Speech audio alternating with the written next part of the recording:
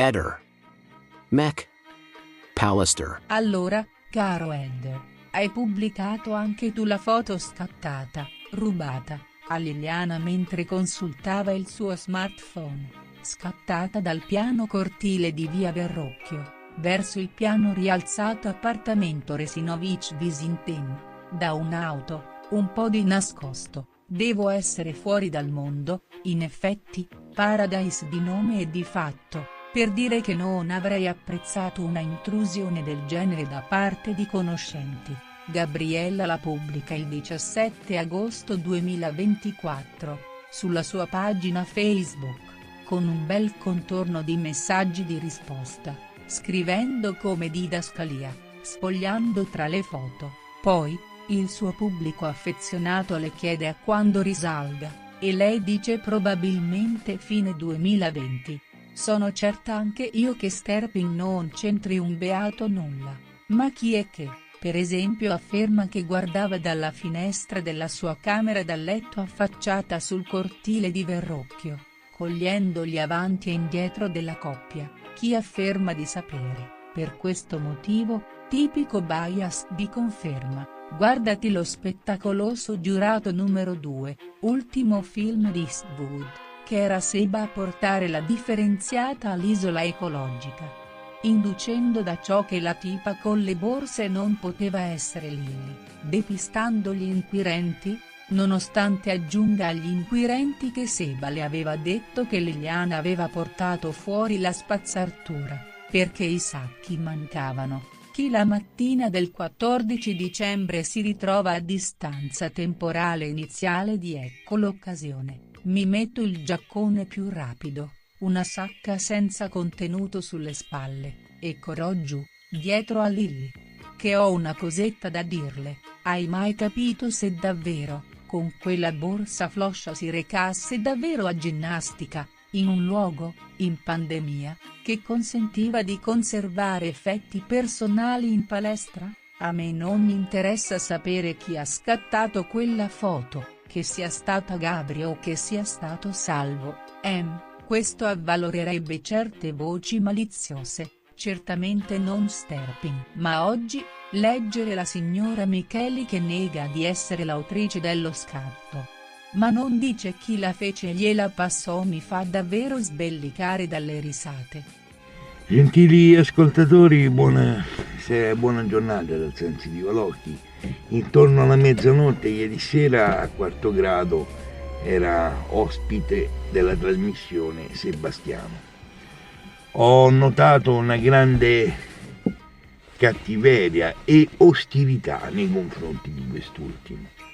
Una persona che io ritengo buona e molto umile.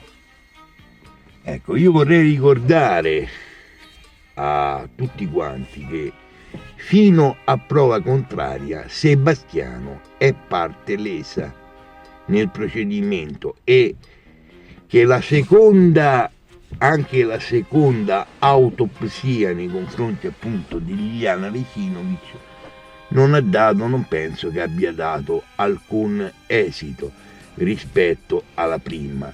Di conseguenza io a questo punto non credo che, io ripeto, secondo me Liliana Resinovic è stata uccisa, ma non è Sebastiano il colpevole, perché Sebastiano è parte lesa, Sebastiano ha perso chi lo custodiva, Sebastiano ha perso tanto.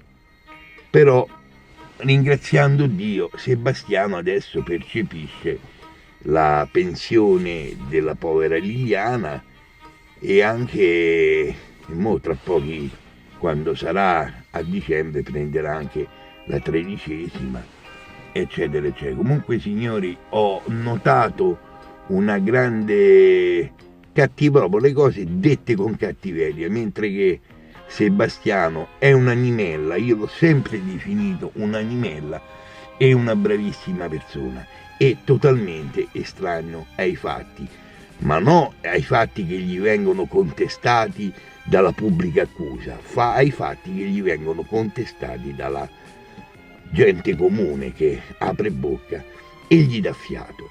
Di nuovo amici, un buon proseguimento di giornata a voi tutti dal sensitivo all'occhio di Civitavecchia. E Alocchi ha ragione su un punto: finché non saremo abbastanza bravi da dimostrare che è stato Sebastiano, non potremo e non dovremo accusarlo in modo così diretto.